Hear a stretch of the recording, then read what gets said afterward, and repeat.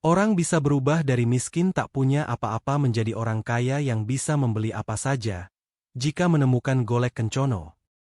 Apa itu golek kencono? Golek kencono adalah istilah Jawa yang merujuk pada boneka emas, dan boneka itu dipercaya berasal dari alam gaib. Kadang-kadang, entah bagaimana, boneka emas itu keluar dari alam gaib, dan ditemukan oleh orang di alam kita. Orang yang menemukan boneka emas itu dijamin kaya raya, karena memiliki sebongkah emas yang nilainya luar biasa. Kisah berikut ini menceritakan orang yang menemukan golek kencono atau boneka emas, yang mengubahnya dari miskin jelata menjadi kaya raya. Simak kisah selengkapnya, dan selamat menyelami dunia misteri.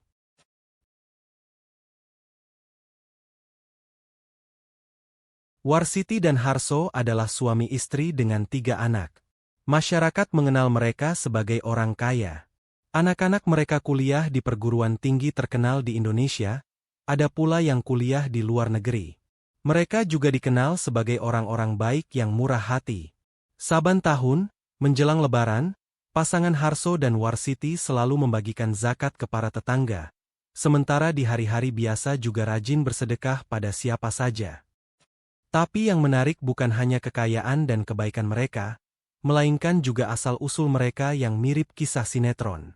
Mereka berawal sebagai orang miskin, bahkan sampai mengemis dan tak punya rumah. Namun kemudian sebuah keajaiban mengubah hidup mereka. Kisahnya dimulai bertahun-tahun lalu. Bertahun-tahun lalu, Harso dan Warsiti menikah. Keduanya berasal dari keluarga miskin, dan pernikahan mereka juga diselenggarakan ala kadarnya. Setelah menikah, Harso dan Warsiti tinggal bersama orang tua Warsiti.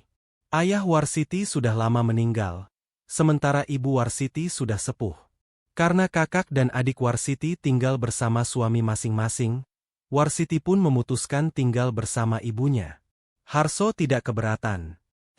Waktu itu Harso maupun Warsiti bekerja di sebuah pabrik batik skala rumahan. Penghasilan mereka tidak seberapa, namun setidaknya bisa dipakai untuk bertahan hidup. Kehidupan mereka begitu sederhana, dan kehidupan sederhana itu kemudian hancur ketika pabrik batik tempat mereka bekerja tutup karena tak mampu lagi berproduksi. Harso dan Warsiti pun seketika jadi pengangguran. Ketika mereka masih bingung melanjutkan hidup setelah tak lagi bekerja, ibu Warsiti meninggal dunia. Kakak dan adik Warsiti sama-sama miskin, dan mereka kebingungan menghadapi kematian ibu mereka. Bagaimanapun biaya pemakaman cukup mahal, belum lagi ada acara tahlilan sampai 7 hari, dan lain-lain. Semua itu butuh uang, sementara mereka tidak ada persiapan untuk hal itu. Akhirnya, rumah milik orang tua Warsiti ditawarkan kepada seorang famili. Ada famili yang berbaik hati dan mau membeli rumah itu, dan hasil penjualan rumah lalu digunakan Warsiti untuk mengurus pemakaman ibunya, menggelar acara tahlil, dan sisanya dibagi bersama adik dan kakaknya sebagai warisan. Karena rumah orang tua Warsiti sudah jadi milik orang lain, Harso dan Warsiti pun pindah ke rumah orang tua Harso. Ayah dan ibu Harso sudah meninggal, dan rumah itu ditinggali adik perempuan Harso, bernama Karimah. Di rumah orang tua Harso, mereka memikirkan cara menyambung hidup. Warsiti masih memegang sejumlah uang hasil warisan, dan untuk sementara mereka bisa bertahan hidup dengan itu. Namun bagaimanapun mereka harus mendapat kerja agar bisa memperoleh penghasilan. Ketika mereka masih montang-manting mencari kerja, muncul petaka yang tidak pernah mereka sangka. Ada seorang tetangga yang tiba-tiba mengklaim bahwa rumah orang tua Harso adalah miliknya. Tetangga itu bernama Muhib. Entah bagaimana, Muhib membuat sertifikat kepemilikan tanah yang di atasnya terdapat rumah orang tua Harso. Dengan sertifikat itu, Muhib meminta Harso dan istri serta Karimah angkat kaki dari rumah tersebut. Harso kaget luar biasa. Ia tahu orang tuanya memang belum mensertifikatkan rumah mereka. Namun ia tak menyangka ada tetangga yang begitu jahat dan memanfaatkan hal itu. Sebenarnya, Harso bisa saja melaporkan hal itu ke polisi dan menggugat Muhib ke pengadilan. Tapi Harso sadar, ia orang miskin. Jangankan punya uang untuk membayar polisi dan pengadilan, bahkan untuk bertahan hidup saja ia dan istrinya sudah kesulitan. Akhirnya, dengan berat hati Harso dan Warsiti serta Karimah keluar dari rumah yang sebenarnya milik mereka, lalu ketiganya ngekos di sebuah tempat. Kini sisa uang yang dimiliki Warsiti dari warisannya harus tersita untuk biaya kos.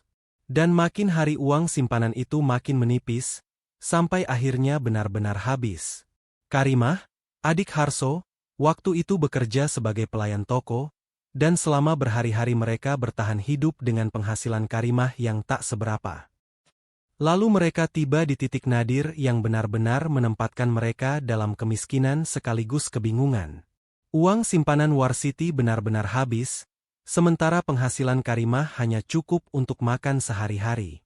Ketika tiba waktunya membayar biaya kos, Harso dan Warsiti benar-benar tidak punya uang sepeser pun. Dengan risau, pasangan suami istri itu pun lalu keluar dari tempat kos, sementara Karimah masih tinggal di sana. Setelah tidak lagi punya tempat untuk berteduh, Harso dan Warsiti tidur di mana saja, kadang di trotoar depan toko, kadang di pelataran masjid, kadang pula di lokasi pemakaman. Karena butuh makan untuk bertahan hidup, keduanya terpaksa mengemis untuk mendapat uang. Kehidupan Harso dan Warsiti pun sangat memprihatinkan, dan hari demi hari mereka jalani dengan kerisauan, sementara tidur mereka beratap langit.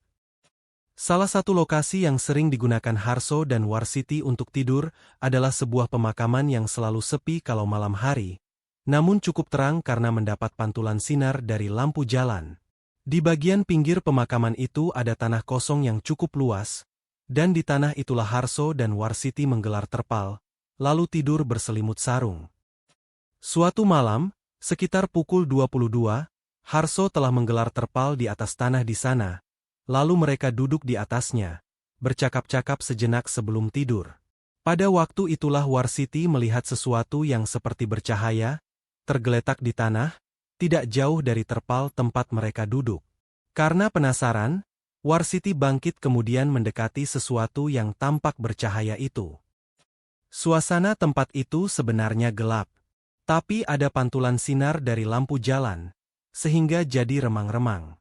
Benda yang dilihat Warsiti sepertinya terkena pantulan sinar lampu dari jalan, sehingga tampak bercahaya.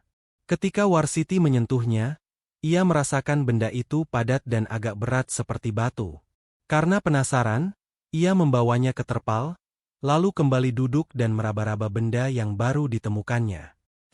Berdasarkan rabaannya, Warsiti mengira benda itu seperti boneka, tapi semua bagian permukaannya terasa halus.